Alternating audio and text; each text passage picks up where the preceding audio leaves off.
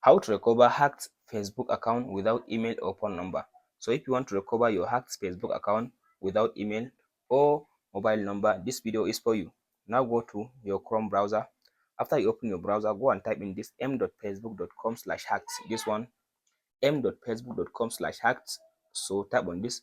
I'll give you the link in the description, in the comment section of this video. So from this option now, as you can see, it says if you believe your account has been hacked, has been compromised by another person or a virus, please click the button "My account is compromised" button below. Will help you log back into your account so that you can regain access. Tap on this, as you can see now, this one.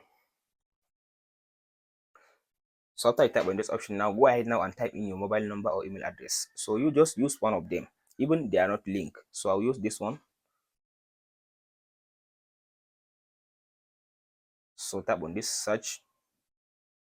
So after you tap on the search, as you can see now, here it says choose your account. Remember, hackers sometimes change name and profile picture. Just choose one of this account that you get. I'll use this one. After you select the account, just tap on this recover button.